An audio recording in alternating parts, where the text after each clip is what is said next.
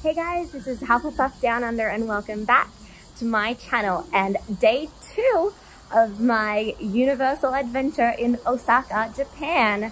I'm super duper excited for day 2. Day 2 is all about shopping. Oh, we're at a station and that, my dudes, is adventure or a train. That's gonna happen, so sorry about that. But yes, today is all about shopping. Very, very excited. I have a huge list of things I want to buy and things that I will be buying for others as well.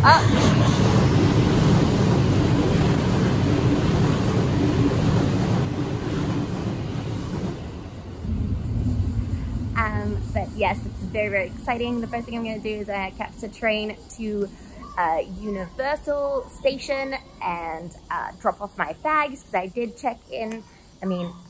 did check out of my hostel this morning, which is why I'm here a bit later than normal. But I also wanted to show you guys what it would be like later on in the day. Now, I have no idea what the line's going to be like at 10 a.m. in the morning, but let's hope that they're not absolutely terrible.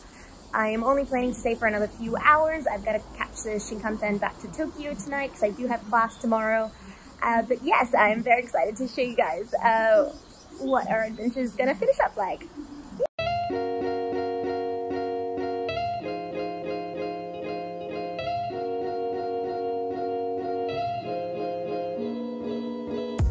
Alright, we just got back in and now it's time to show you guys all of the different places where you can shop Harry Potter stuff at Osaka Universal Studios in Japan! Okay, so the first place where you can shop is at Beverly Hills, and they've got the first section, which is entirely dedicated to Harry Potter, and you can see all of the robes and house stuff. And then a few select items that you can also get throughout the park.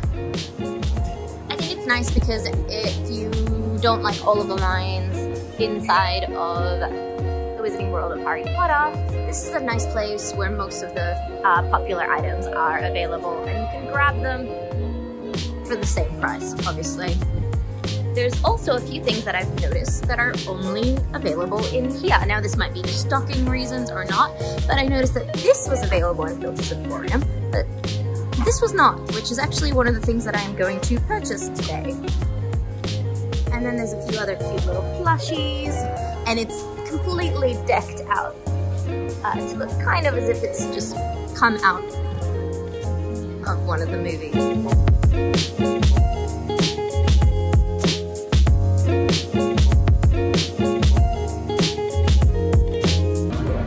That section, I had to walk through all of the cute little anime section. If it wasn't for the fact that I completely did not budget that in, I really had to restrain myself because I love Sailor Moon, I love One Piece, and I love all the kind of like anime stuff that USJ brings to the table that probably all of the other Universal Studio parks don't. But you know what?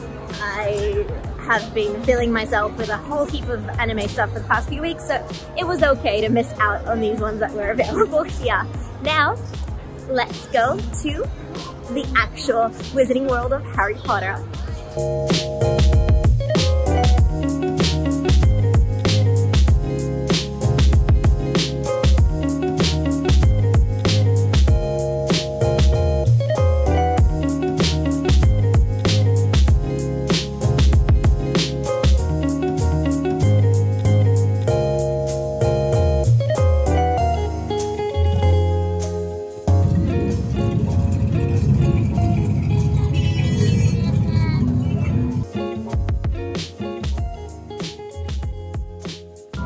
Alright, so I just walked into the gates to Hogsmeade for the second time, and it's just as exciting as the first time. Here is the train behind me, and the first shop that we're going to be going to is not Honeydukes, actually, even though it's the first one to my left with Zonko's, because that's where I will be buying the most of the stuff for another surprise video for you guys.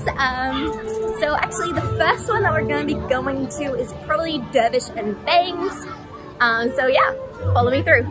So in USJ, the Vision Bank is actually located next to the owl post, and to enter, you go through this kind of hall full of fake owls, which is really, really cute. And this is how you enter, and let's have a bit of a look.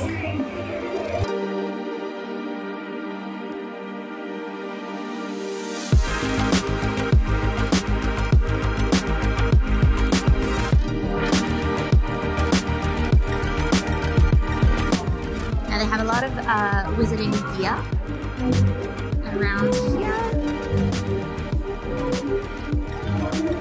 I've noticed that it looks like a lot of the other houses sell out much quicker than Slytherin and Gryffindor. So they have a lot of cute little plushies like the Monster Book of Monsters and this little tiny keyring version.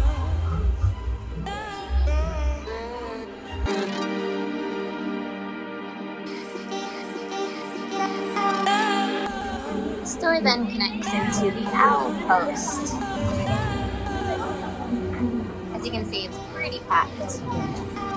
But the owl post is basically filled with a lot of stationery and a huge section on Hedwig, where you can get plushies, earrings, keychains, headbands, and lots of frames. There's another section in the owl post where you can buy a whole heap of notebooks. Now they also have the Mina Lima replica notebooks. But the thing that I want you guys to notice is that the price is a bit different from what you would actually pay at Mina Lima. So at the moment it's sitting at 4,900 yen. But I went to Mina Lima yesterday, the pop-up shop in Osaka, which again is even more expensive than the standard one in London, and again it's still about 1,400 yen more expensive, I think, just off the top of my head, and that's like $14 more expensive. So if you do come to USJ within the next 6 months, go check out the pop-up shop because it'll be cheaper, it'll save you a few hundred yen. Alright. The next actual shop that we're going into is Glad Rags Wizardwear, which is connected to the previous two, but I thought I would show you guys the entry on the outside. Yeah.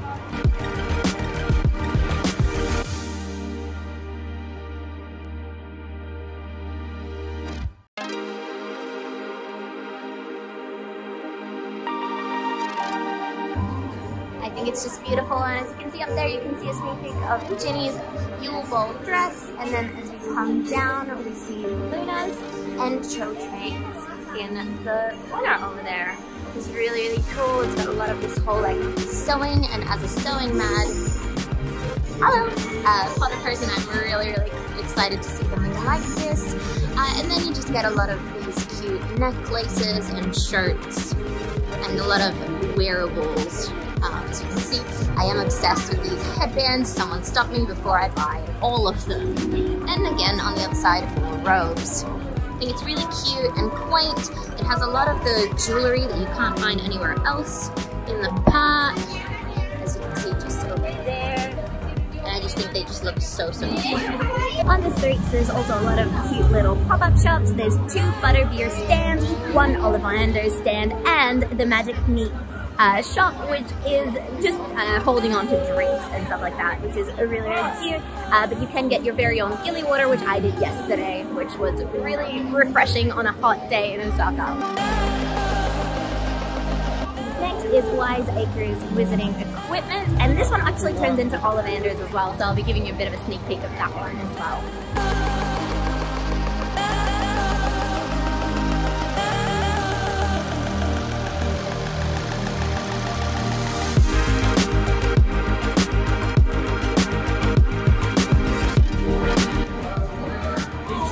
Wiseacres is full of uniforms and other stationery products as well, which I find really, really cute. They also have a lot more wand-themed keychains, just because it does turn into wallpapers just over there. But here's where you're able to pick up your uniform pieces, the scarves, the actual robes, and then the neckties as well. I think that I really, really love is also the house jumpers, but they are a bit out of my price range at the moment, but you can get them as a cardigan or as a knitted sweater, which is really, really Alright, now that we've seen a little bit of this shop, let's go into Ollivanders. Ah!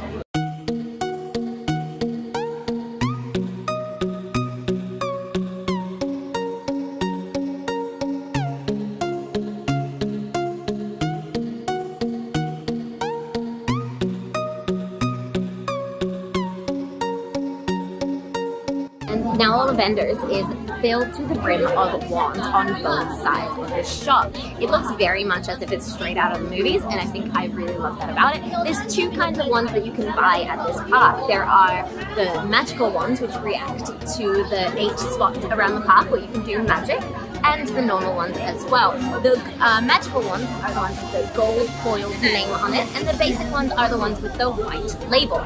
On the other side of the character wand side, you can actually get all of the personalized ones that you have a chance of getting during the wand ceremony. Now I'll see if I can find the one that I got. Actually, it's just here. I got a Holly. But yeah, so on this side you can actually get a lot of the different character ones, and all of those are magical, and they're all interactive that you can use them around the park. The price for one is 4,900 yen, which is roughly about, off the top of my head, probably 65 Australian dollars, or you can actually get a non-responsive one, which is only 400 yen cheap. But the only difference is a little tiny tip at the top. The one, there's not much physical difference. They do look exactly the same size and stay the same height. So, yeah.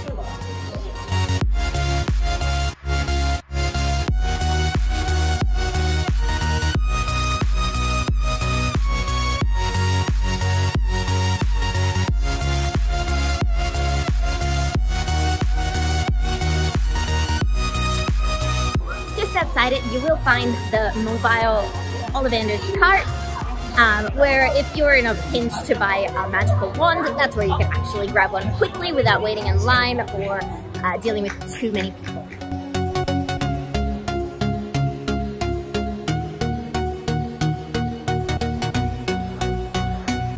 Another cute standalone shop that doesn't actually have a name, I think, is another one of those little carts, and this one looks to be an extension of Filch's Emporium. It sells a bit of everything, and it's just available just outside of the Hogwarts Forbidden Journey ride.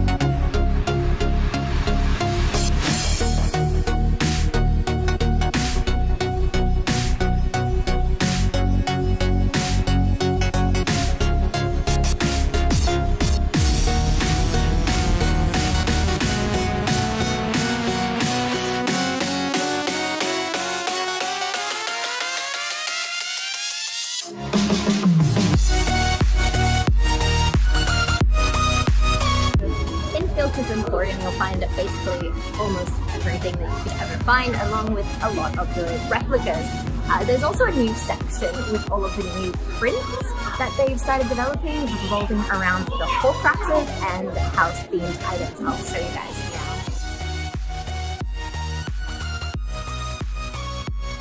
now. Something that I've just noticed today is they have blind bags of pins. And I'm a sucker for blind bags, so I might actually be grabbing one or two of these ones. Whoops.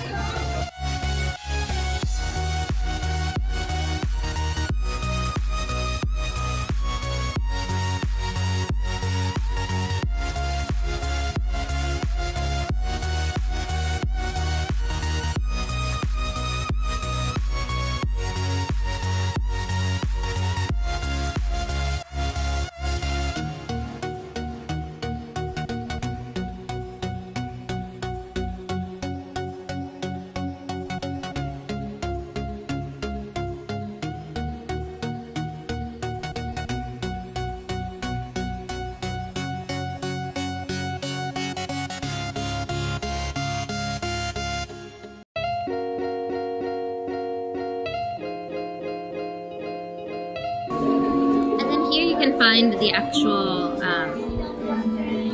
notebooks that are made out of the uniform as well. Unfortunately, there's only Slytherin and Gryffindor left, so no Hufflepuff.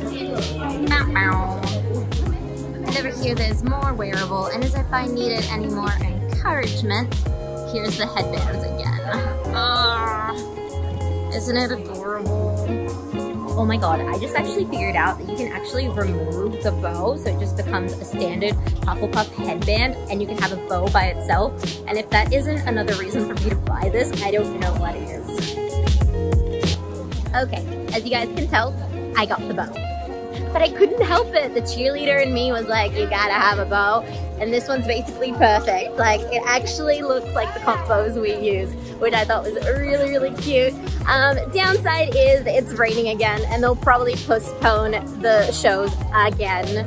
So that was a bit of a disappointment when it comes to it, but you can't help it. I came through the rainy season, so it was kind of to be expected. Now onto my favorite shop of them all, and it's Honeydukes, and I'm ready to get my sweets on. Alright, so we're about to hit Honeydukes, and this is about to get crowded. It's always super busy in here, and I think you guys are going to love it just as much as I did, because it's absolutely beautiful. We will be attempting to buy one of everything available, except for maybe the beans, because I'm not the biggest fan of the beans. But let's see how we go.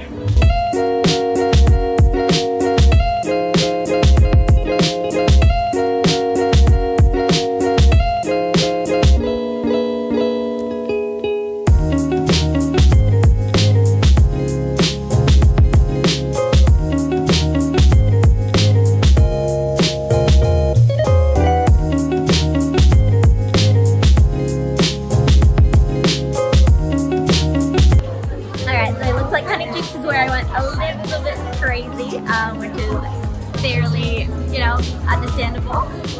This is my basket. For shame.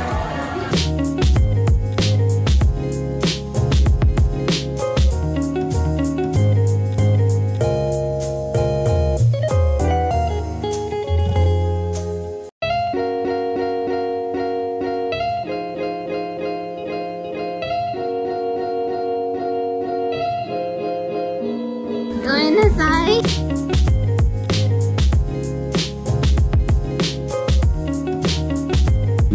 Last but not least is Zonkers. Now Zonkers is actually attached to Honeydukes here in Hogsmeade at the moment. They are next to each other, but they're literally attached. And this is probably the smallest Zonkers I have ever seen in my life. But the window display is actually really, really nice, except the only thing that's really disappointing is that they barely sell anything that's in the Windows display. But I'll show you guys anyway.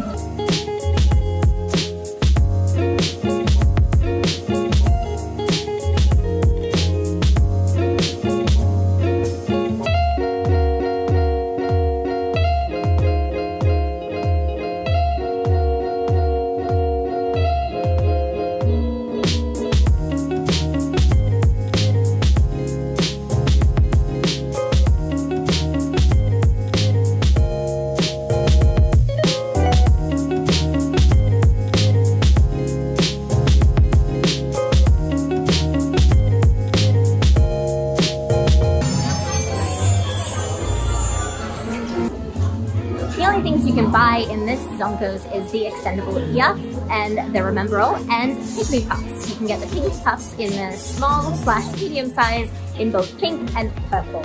I already got the Pygmy Puff and the Sneaker Scope, so that should be about it. My friend told me to grab one of the extendable ears, but I don't know if I'm going to. Yeah.